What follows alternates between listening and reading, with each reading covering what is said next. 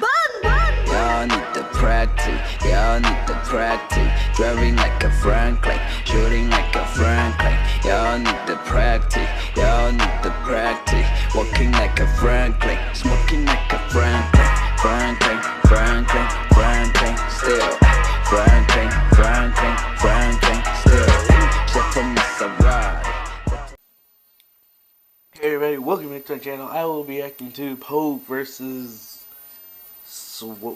I don't know if that's it. Swak?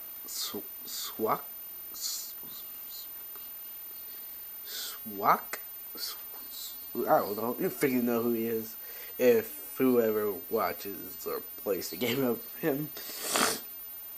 Alright, so basically, long story short,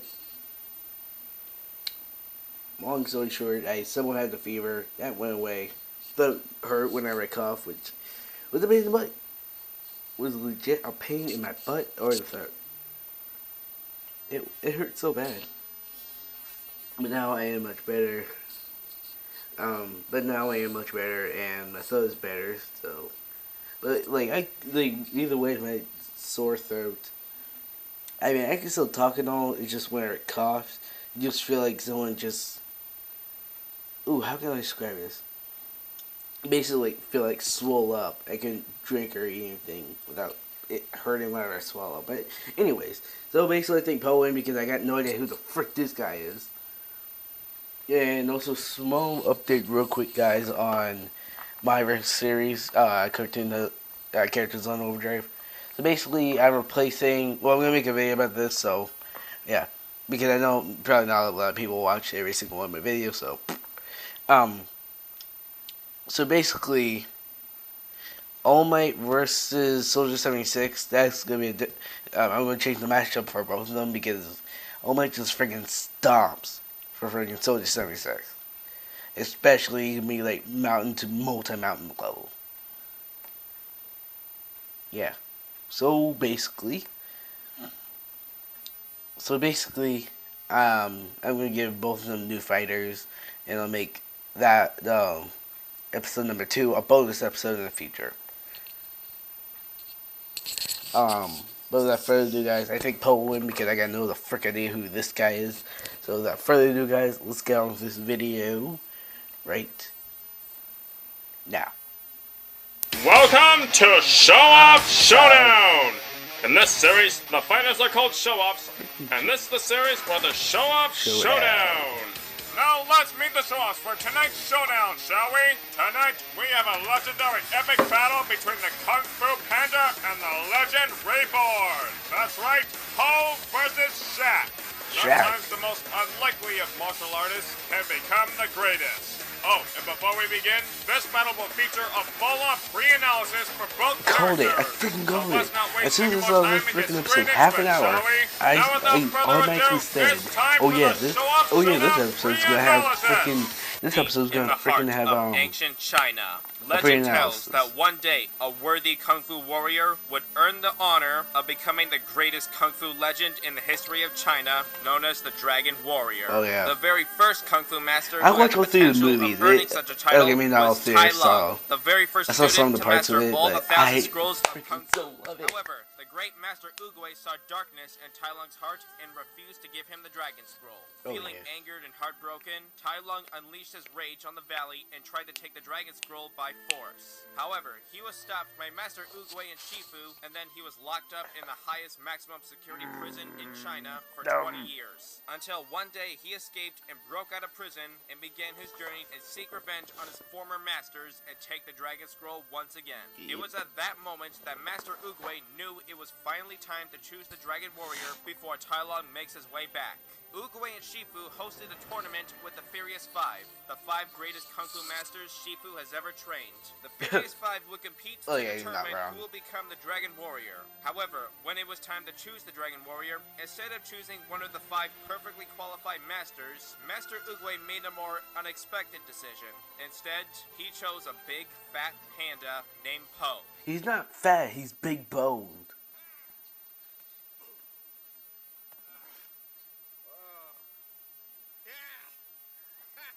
Yeah, Yeah, it makes about as much sense as when Sordon chose a bunch of random teenagers as the Power Rangers, but that's a different story. Okay, now before we don't talk immediately about judge those. Poe, let's take a look at his story first. In the beginning, Poe was born in a thriving village full of pandas where everything was peaceful, until freaking one grabbed day my the heart. evil peacock prince, Lord Shen, ordered genocide on all the pandas, He was which explains why the jealous. panda population is pretty low nowadays. Anyway, while the village was That burned and most monster. of the pandas were killed off, Poe's mother managed to escape with Poe in her arms. She placed Poe inside a radish basket, and then she ran off and was hunted down by Shen and his bloodthirsty hedge wolves. To be honest, with a character like Poe, you wouldn't expect him to have such a dark and tragic backstory. Anyway, Poe was eventually found and adopted by a goose named Ping, who raised Poe as his own son. He hoped that one day Poe would carry out Ping's family tradition and take over his noodles restaurant. However, as Poe grew up, he had a much different dream. Now, we've all had our own passionate interests while growing up, some of which mostly involve music, sports, books, video games, etc. Now, Poe, on the other hand, his passionate interest was Kung Fu. As Poe grew up, he loved Kung Fu and everything about it. He's read every story, heard every legend, knows every master, and even collected the merchandise and action figures. He was basically a full-on Kung Fu fanatic. However, the only thing he lacked was that he didn't actually know Kung Fu, meaning he was never formally trained. Now, most of Poe's life was rather unsatisfying, as he never had the chance to follow his dream. But that all changed when one day Poe strapped himself to a chair full of fireworks and literally blew himself into the tournament ring just as Master Oogway was about to choose the Dragon Warrior. When Poe woke up after a painful fall, the first thing he knew was that he was chosen as the Dragon Warrior. I know, even Poe was confused. After Poe was carried into the Jade Palace with its hull full of Kung Fu wonders, he met Master Shifu, who really didn't like the idea of Poe being chosen as the Dragon Warrior. So Shifu said he trained Poe, but really, he was just trying to get rid of him. And boy, did he try. But boy, was Poe persistent. However, things took quite a U-turn when Master Oogway told Shifu that his time has come and that he must continue his journey without him. Oogway's dying words to Shifu were, "You must believe," which specifically refers to Poe, meaning Shifu must believe that Poe is the Dragon Warrior destined to defeat Tai Lung. It wasn't easy for Shifu, but over time, he learned to have faith in Poe. Not only did he train Poe for real this time, but he even found a rather unique way to train him, one that involves food. In only less than a day, Shifu managed to train Poe to the point where he nearly became a full Kung Fu master. Well, almost. When it was time for Poe to receive the Dragon Scroll and become the Dragon Warrior, Poe was surprised to find out that the scroll was completely blank. Poe was pretty confused at first, but over time he figured out that the blank scroll actually showed him his reflection, which metaphorically indicates that Poe was the Dragon Warrior all along, and like the wise Oogway said, he just needed to believe in order for it to be special. And he figured it out just in time, as Tai Lung has finally made his way back to the Jade Palace and almost killed Master Shifu with his bare hands. When Poe confronted Tai Lung, long story short, after a long, hard-fought, and partially comedic epic battle, Poe defeated Tai Lung, saved the valley, and that's when he truly became the Dragon Warrior. As Poe's journey continued, he's achieved many other feats along the way, such as when he saved all of China after taking out a wolf army and defeating Lord Shen, the same evil peacock who killed Poe's parents along with most of the panda population.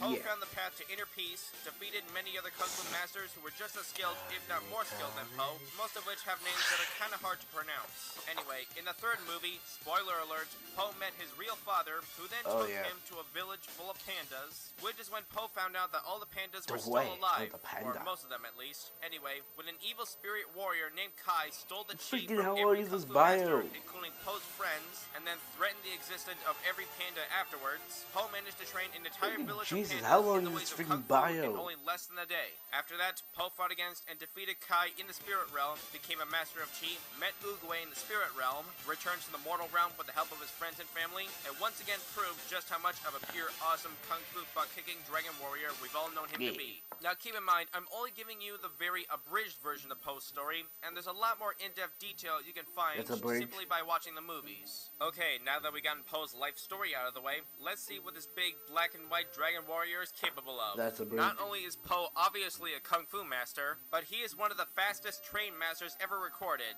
because while it normally takes years for one to fully master Kung Fu, Shifu managed to train Poe into nearly becoming a master in only less than one day, which is very impressive.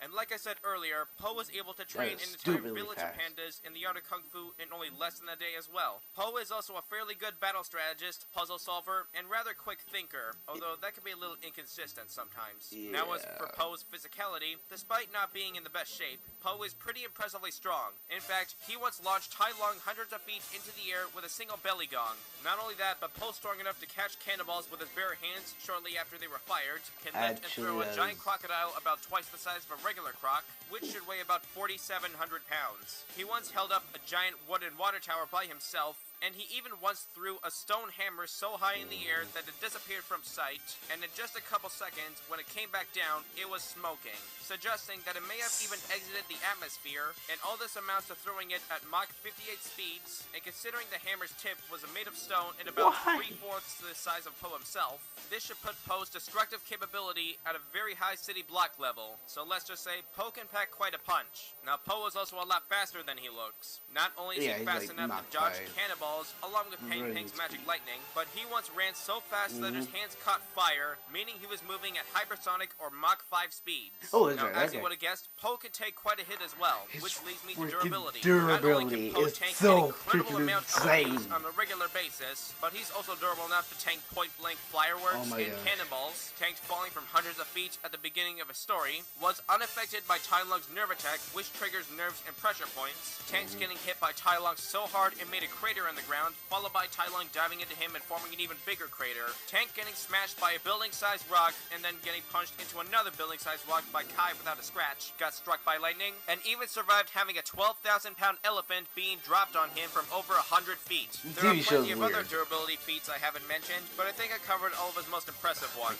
Now, not only is Po a physical powerhouse, but he's also got a lot of his own unique abilities to top it all off. For starters, with Inner Peace, Po concentrates and slows down time around him to give him enough time to repair with and to deal with attacks, such as when he caught and redirected cannonballs. Next up is one of his most important abilities, known as Chi. Okay, It's basically the spiritual life energy that flows within all living things. You know Ki from Dragon Ball Z, right? Well, same idea. And speaking of which, when Po mastered Chi, he was able to perform his own version of the GT Dragon Fist. Don't believe me? Then just take a look at this. Oh yeah. He freaking did a voiceover.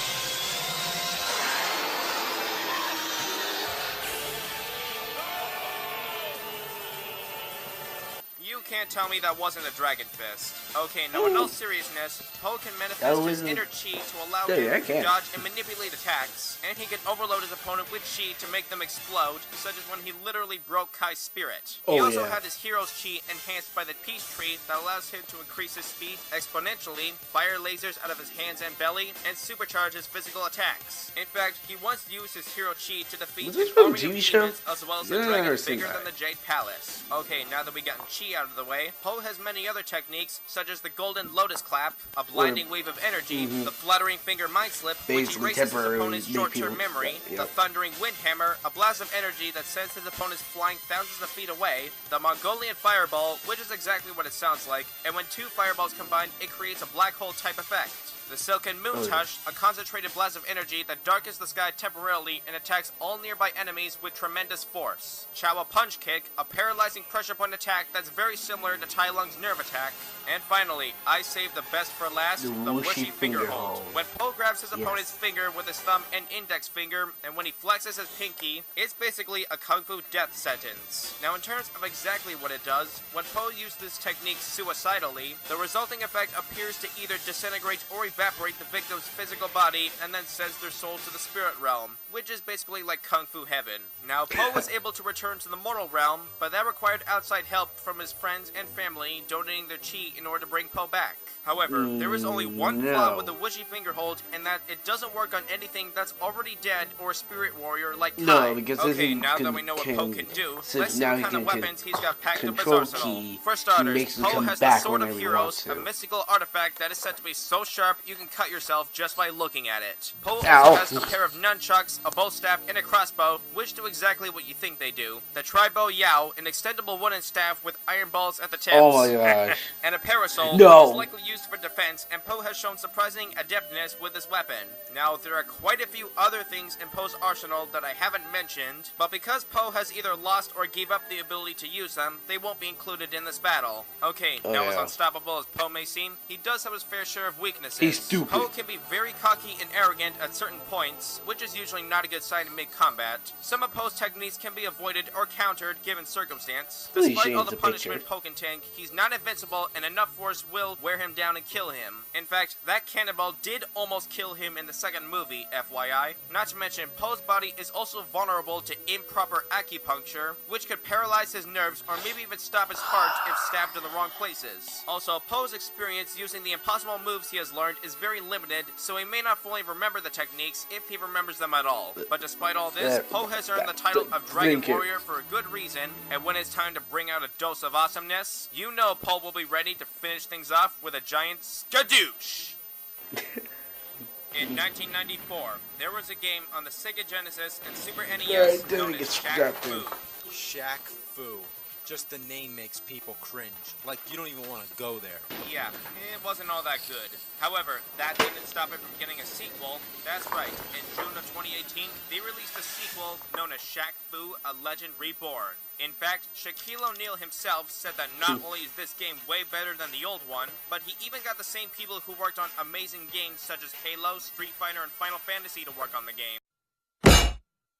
Long story short, I highly recommend playing it. Anyway, if you're wondering how the story goes in this game, well, it's a little hard to explain because the game's story is convoluted and full of holes. Although I highly doubt it's as convoluted as Sonic 06 or Kingdom Hearts story. Damn! But it's still best to pay attention.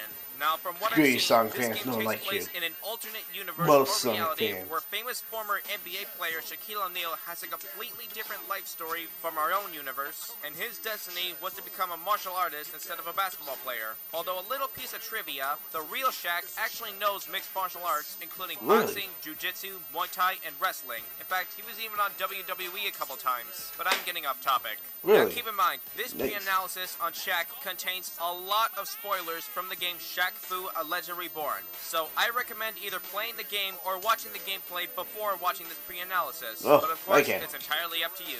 Anyway, in this game, Shaq's story begins in ancient China, the land of dragons, legends, and General Tso's chicken. He was an orphan baby found in a handbag in a river. The only clue to his identity was a mysterious birthmark. He was found by a Chinese woman who raised Shaq as her adopted son. What?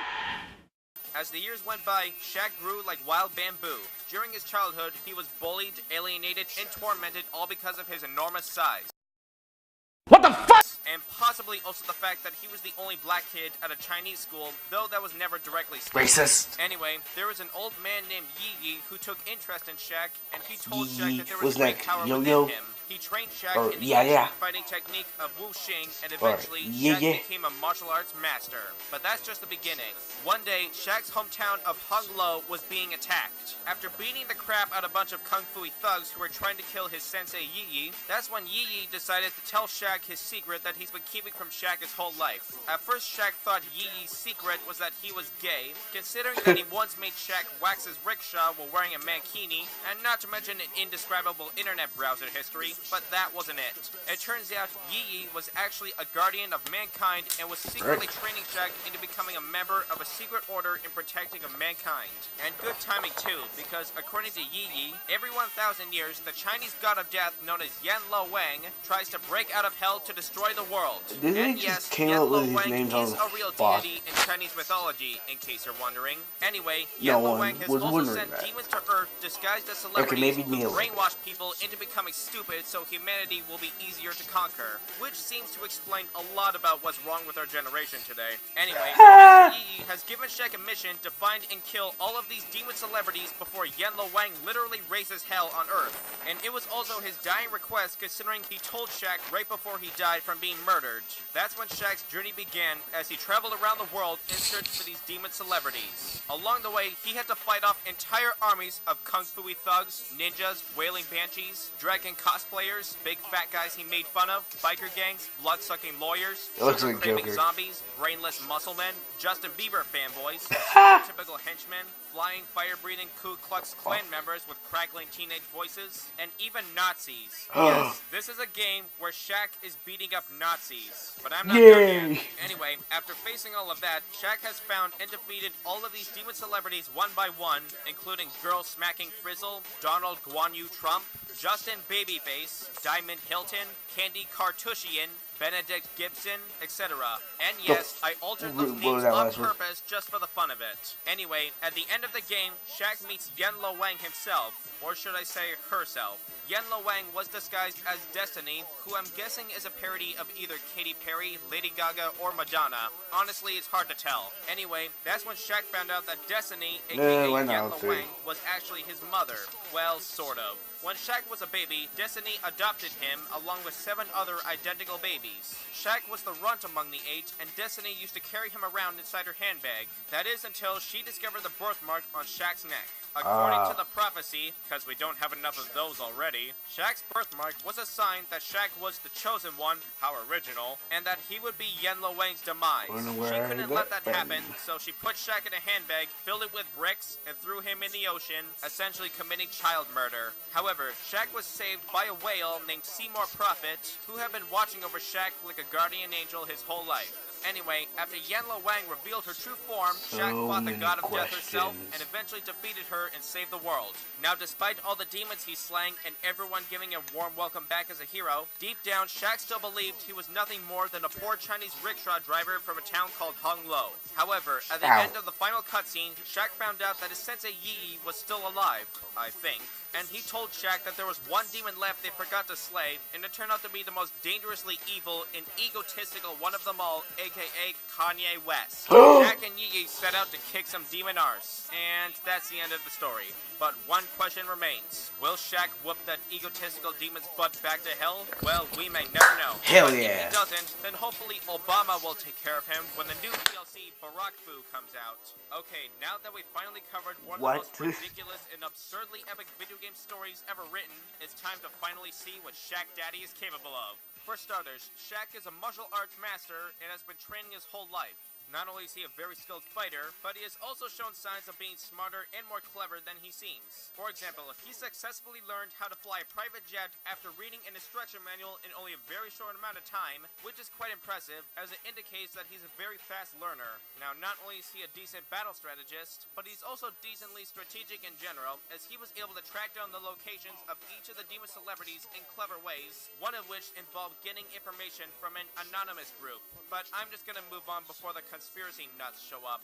Anyway, Shaq has also been shown pulling a Frank West by creatively weaponizing almost anything he gets his hands on, from blades to picket signs, from boulders to barrels. Basically, Shaq's got skill, brains, and brawn. So in a way, it kind of makes sense why Shaq is one of the only people who wasn't affected by Yang Lo Wang's brainwashing stupidity. Anyway, not only Shaq a very skilled fighter and quick thinker, but with a guy like Shaq standing over 7 feet tall, packing over 320 pounds of muscle, and not to mention size 22 shoe size, you can expect Shaq to do some crazy stuff. For example, as you would have guessed, Shaq has rather impressive superhuman strength.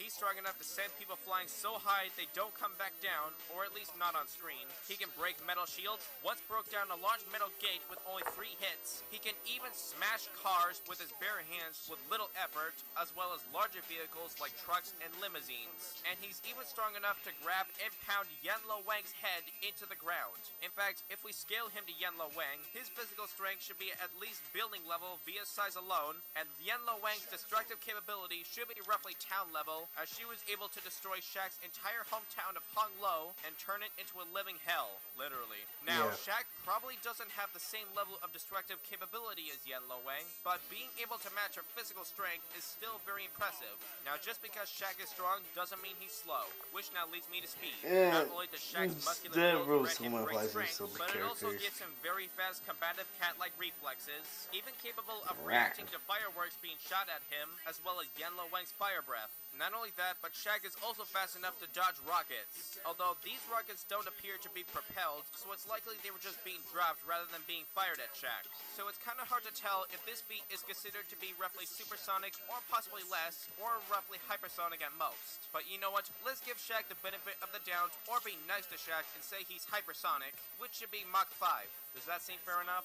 Now, not only can Shaq fight fast and pack a punch, but he can also tank quite a hit as well, which is durability. Not only can Shaq constantly take massive beatings and walk him off no problem, but he's also tough enough to tank blades, buzzsaws, fireballs, electroshocks, and rockets. In fact, he appears to take very little damage from rockets. He can also survive attacks from Yanlo Wang, which should be similar to what was mentioned earlier. Now, one of Shaq's most impressive durability feats was when he jumped out of an airplane in mid-flight and landed without a single scratch. In fact, he didn't even seem to be fazed by the landing, nor the terminal velocity that came before it. Assuming this plane was flying at a height of roughly 30,000 feet on average, for a 320-pound man to fall from that height, the landing would be the equivalent of roughly 3.5 tons of TNT, and that's not even counting the terminal velocity. And once again, Shaq survived that without a scratch, so he's definitely a lot harder to take down than he looks. Now that we know Shaq's physicality, let's take a look at his unique ability, shall we? Shaq's signature move is his size 22 attack, where he performs a size 22 combo that ends with him sending out a giant metaphysical shoe, either kicking forward, stomping down, or kicking enemies right into the screen so hard it cracks. Now, believe it or not, according to the Shaqopedia, Shaq's size 22 shoes were actually created by the gods of Olympus as a weapon to use against the Titans. Yes, apparently this is the story of Shaq's shoes. Anyway, Shaq also has a few energy-based attacks, such as Shaq Smash, which allows Shaq to dash forward and stun enemies he runs into, leaving them open for a finishing blow. However, it depletes half of Shaq's energy meter, which slowly regenerates before he can use it again. And there's also Shaq Wave, where Shaq quote-unquote shakes the earth with his inner essence. In other words, he releases the blue energy collected from Yi-Yi's blue balls building up inside him. That just sounds wrong. And he creates a small earthquake or large shockwave that does heavy damage to all enemies around him. Not to mention, Shaq can also perform epic moves in slow motion whenever he does a counterattack.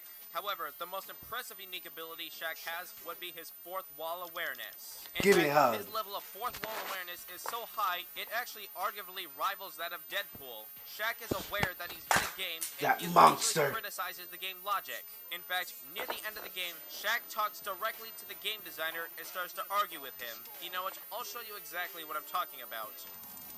Hold it. Who's in charge here? I am in charge here. And who are you? I am game designer. All right, Mr. Game Designer, I am tired of this dramatic music. Give me something with a beat. Okay, yes, I have idea. Here is beat. Ooh, I like that. Yeah, let's go. Stop, stop. Hey, Game Designer, get down here. Yes, the Shaq. I hear. Stop with the unlimited enemies. That's some free-to-play crap. I thought it was good idea. What do you think this is, Flappy Shack? Okay, I give you something freaky fresh. Okay, now before people board the hype train and say Shaq can make the game designer do whatever he wants, just like how Popeye can threaten the animator to force the plot of the episode, that's not the case here. The only thing we've seen Shaq negotiate with the game designer about is changing the music and making the enemies less repetitive, which is quite reasonable. I mean, it's not like Shaq would actually force the game designer to make him beat the game instantly, and if that is what Shaq wanted, don't you think he would have done it? I'm pretty sure Shaq knows his limits and boundaries, especially when it comes to what's fair in a video game. But you know what? I'm not going to argue about that. Now finally, let's see what Shaq's packing up his arsenal.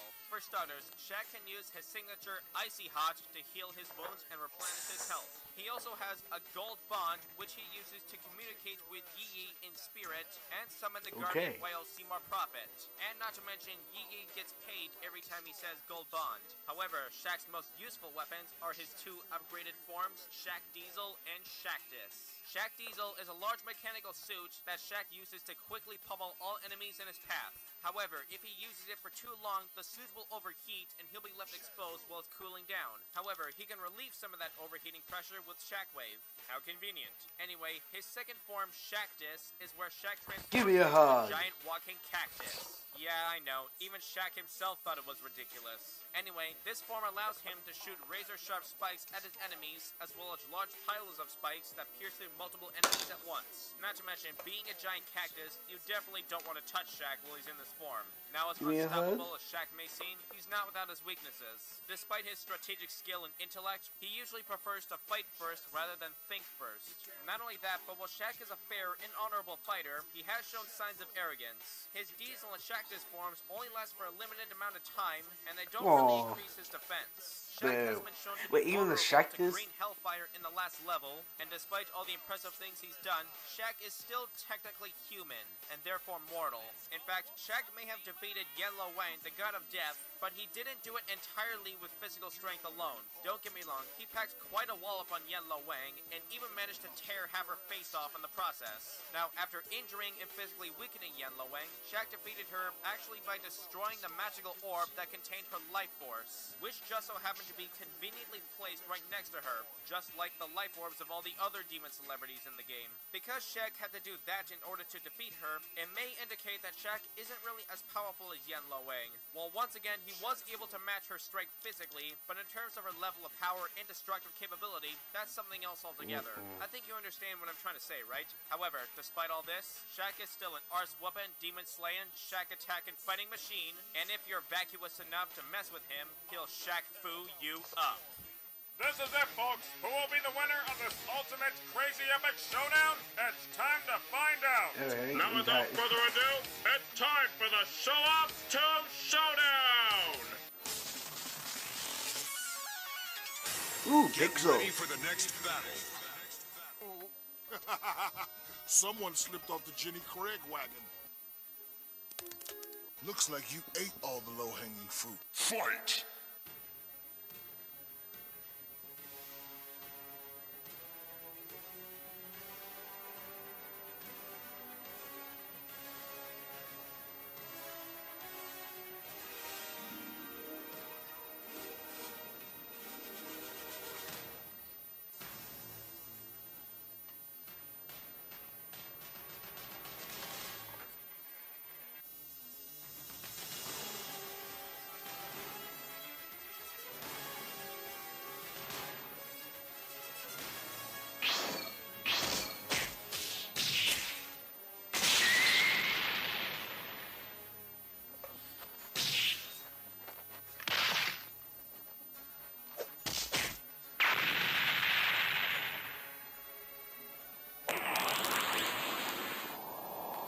What does it look like in the map?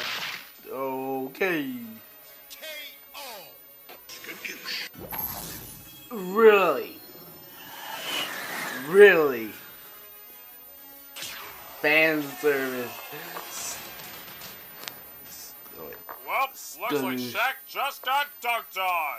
Now let's discuss how and why Poe wins this showdown. Now, because I've already done a full-on pre-analysis, let's keep this short and simple. Because Poe and Shaq are both obviously martial arts masters, they should most likely be able to fight relatively on par with each other in close combat. Now, Poe does have a greater variety of different abilities and weapons in his arsenal, although we could make the argument that Shaq's capability of weaponizing almost anything he gets his hands on would be able to match that, or maybe even steal some of Poe's weapons and use them against him. As debatable as that is, it won't really matter in the long run. Not only that, but we can also make the argument that Shaq could use the spikes from his Shaqdis form to penetrate Poe the same way Mantis did with improper acupuncture, but not only would Shaq have to aim very precisely in the right places, but he wouldn't even know to do that, especially without prep time. Now, in terms of physicality, I think this chart is pretty self-explanatory. While Shaq may technically hold a raw strength advantage, but Poe is used to fighting opponents who are stronger and more physically imposing than himself. Now, if we highball Shaq's speeds like I mentioned earlier, then he would be able to keep up with Poe, but realistically, Poe should hold the speed advantage over Shaq. Not only can Poe and Shaq definitely take a lot more damage than they can dish out, but destructive capability is rather debatable. I've already discussed earlier how Shaq might not be entirely as powerful or destructive as Yen Lo Wang, and if that's the case, then it's possible that Poe might have more destructive capability than Shaq. Now, aside from their physical stats, I think we can all agree that Poe's trump card in this battle would definitely be his whooshy fingerhold technique. While Shaq is definitely not easy to put down physically, even Poe would have a hard time doing so, but on the other hand, Shaq doesn't seem to have anything shielding his soul. So, an attack that would magically evaporate his body and banish his soul to the spirit realm, not even Icy Hot could save Shaq from that. Now, don't get me wrong, Shaq would definitely give Poe a great run for his money. In fact, if it wasn't for Poe's speed advantage and the whooshy fingerhold, then there's a good chance that the panda population would have dropped down by 1 at the enormous hands of Shaq. Also, don't get the wrong idea about the whooshy fingerhold. It's not a broken OP attack that can destroy just anyone. I mean, it's not like Beerus's Hakai or anything like that. In fact, I've already mentioned how the whooshy fingerhold does have its limitations, such as being ineffective against spirit warriors, for example. However, Shaq's not one of those now, is he? So overall, while this battle is definitely a lot closer than it seemed at first glance, I think it's safe to say that Poe definitely has what it takes to skadoosh his way to victory. So in the end, Shaq is left with a case of pandemonium. The winner of this battle is Poe. Oh, and by the way, if you haven't played Shaq Fu: A Legend Reborn yet, then I highly recommend playing it. It's a great beat 'em up and definitely a fun experience. Not to mention, it's pretty cheap, especially if you buy it on Nintendo eShop. Trust me, it's worth it. Oh, and P.S. Hashtag Shaq for Smash. Oh, and P.S. I'd like to give a very special thanks and shout out to the animators of this battle, Wizard Animations and Rampage Animations. They did an amazing job animating tonight's battle, and if you like what you see, then do yourself a favor and go check out their channels and subscribe. I know one of them I just don't know the other. Next time on Showoff Showdown. Next. I swear it was Ridley. Who the frick?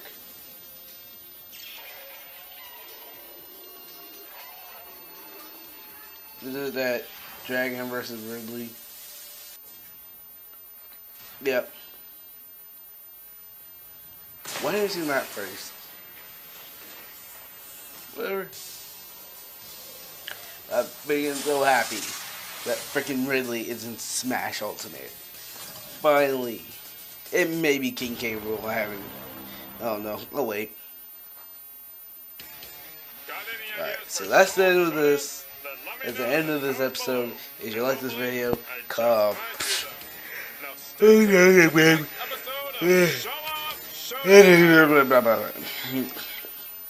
If you like this video, please punch the like button. Phone, computer, tablet, whatever you watch this video, punch that like button. Punch the screen. Sorry. Subscribe to the channel. Comment down below what do you want me to react to, or what matchup do you want to see happen on my versus series. But without further ado, guys, let's get on with Alright. Let's get on with this video. Without further ado, guys, peace out.